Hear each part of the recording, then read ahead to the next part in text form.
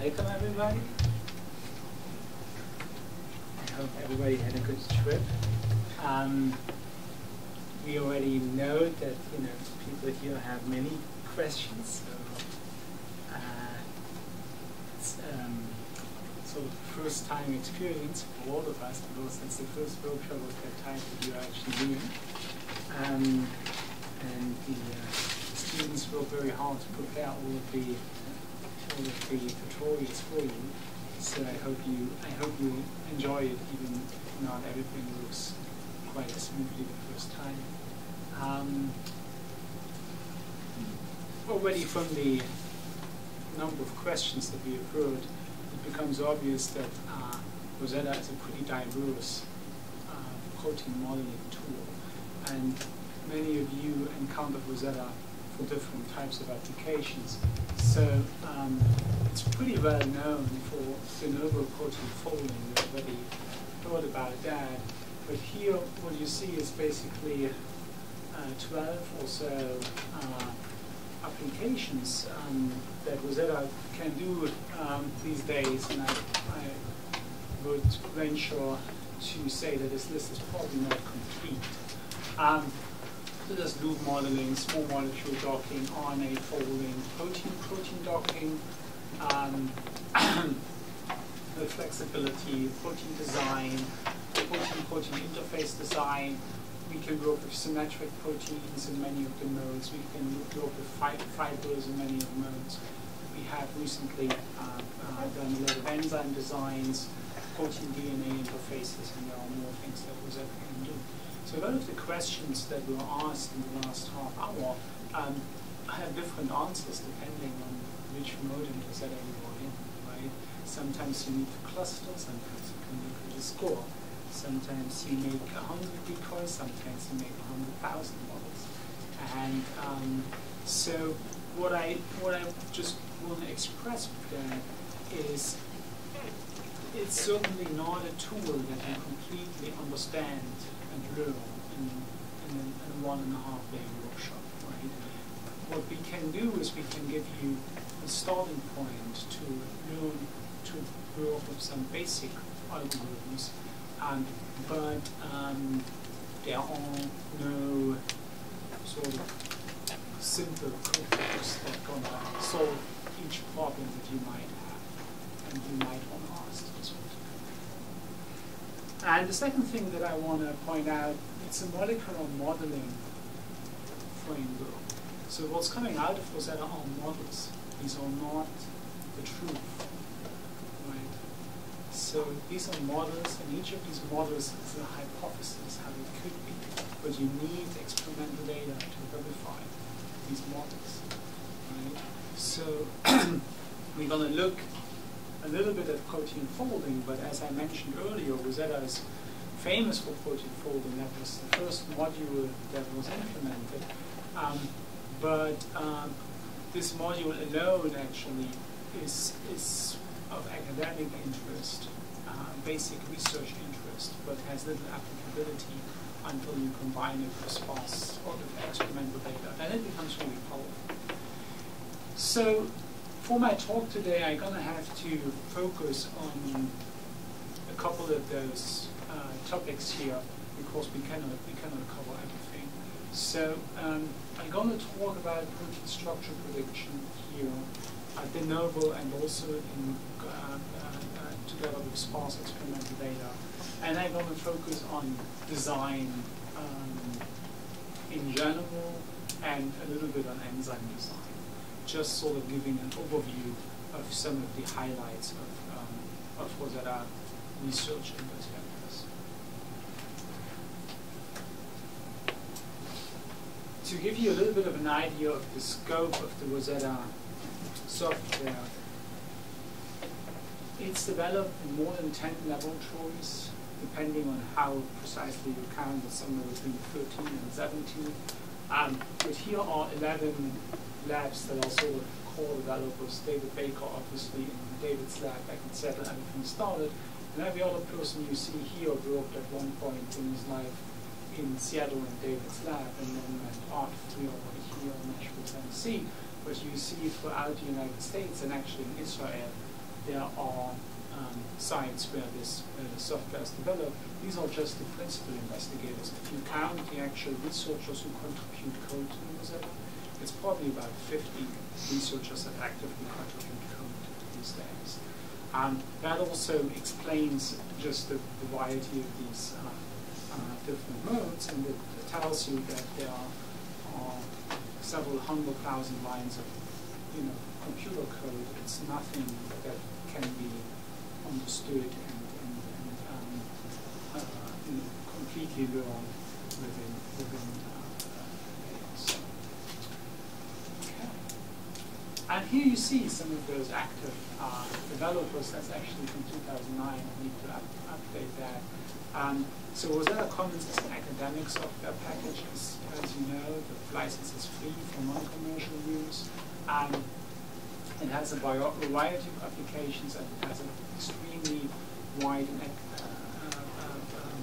research community that develops it. Because it's an academic package, it has also the disadvantages of an academic package. Documentation is not particularly good. User interfaces are somewhat sparse and need to be developed. Tutorials and workshops are rare, as I just mentioned. This is the first of those workshops that we do. We try to address those shortcomings, but given that the academic license is free, you also understand it's a big question of resources to some extent to do that possible.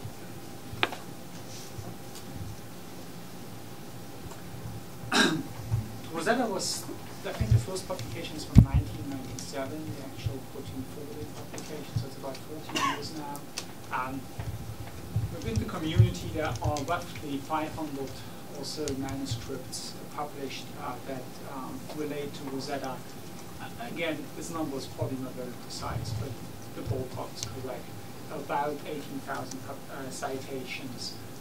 Here are some of the highest impact of these publications. So this is the original folding paper. This is the original design paper. And we're going to look at both of these methods today. Protein docking. Then we have alanine scanning, energy hotspots, and protein complexes. And here we have enzyme design.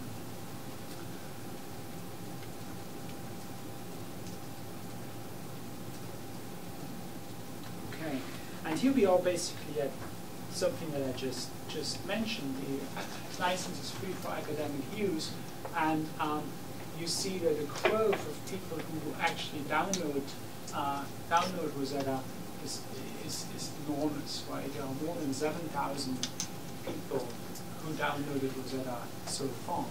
So, and they are distributed really throughout the entire world. So it's very important that we start to provide some training for this community, because if you look at all of those publications, they actually come from the Rosetta community.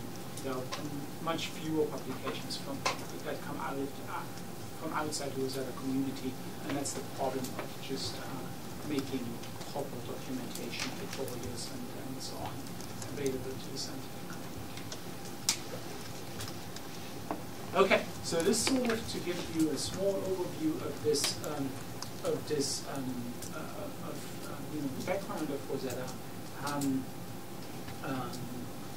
This workshop is a trial experience, and I think when Stephen set it up, he said that 24 people can attend, and then and after a very short period of time, these 24 slots were filled, and I think there were about 200 more people who wanted to attend. So that clearly shows us the demand, and we are working on trying to establish a research center that would provide such workshops on a continuous basis and also over longer periods of time, so more topics can be covered. So to some extent, this workshop is also for us a test run to see what the demand is and what people are interested about. So, okay, this is the background of Rosetta. I would now go into what I call the inverse protein folding problem, how to come from the sequence to the structure, and how to go from the structure to a sequence that folds into this protein. And these are obviously two of the major Rosetta modes. That would be the nodal folding, and that would be protein design. And I would start unless there are any questions about sort of the generic information that I just.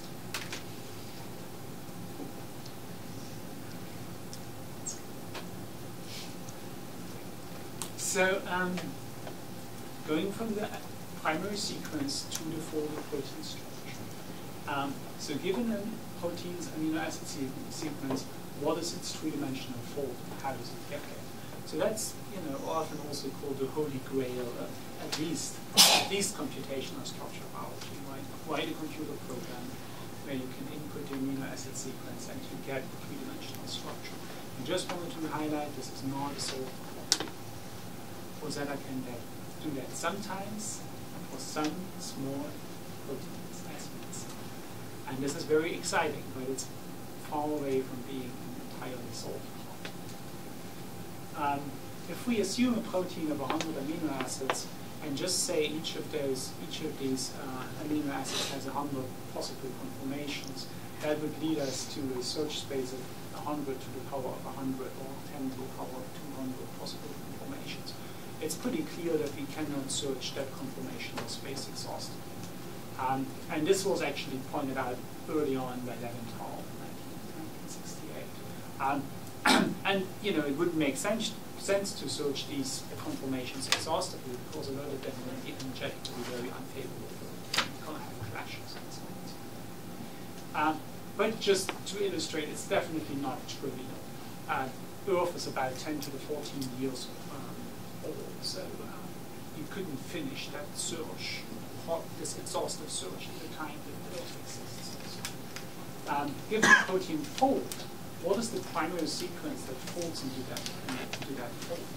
Well, what you would have to sample, side chain conformations for the amino acids. The backbone is pretty much defined. But you would have to allow in each position of your backbone every of at least the 20 DNA encoded amino acids.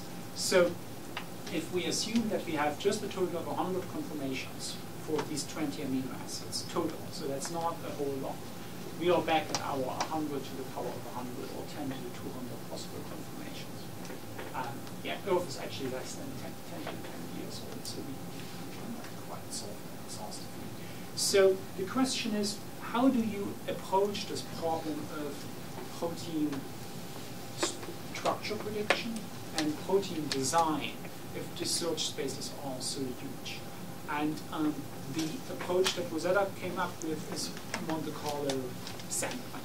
You basically look at many possible frozen snapshots of your system and who a metropolis criterion to try to minimize the energy of your system. So I'm going to start with the nodal protein folding. I talk a little bit about critical assessment of techniques for protein structure prediction. Then we're going to go on to some high-resolution de novo refinement, in which cases can we actually really arrive at a protein model that is accurate at every detail. And then the actual application of these 2 points, as I mentioned several times, is in combination with sparse and low-resolution experimental data. And we're going to talk a little bit about that. And then we go to design. I'm going to talk a little bit about this top 7 story, and then some of the enzyme results. Okay, so we have this huge search space. We need to simplify it. There's a whole ton of things to simplify the search problems. The first is we separate backbone and sidechain sampling, and many computational programs do that. So we first sample the backbone degrees of freedom per amino acid. That would be 2 to find a psi angle typically. The side chains we represent as superatoms centrally.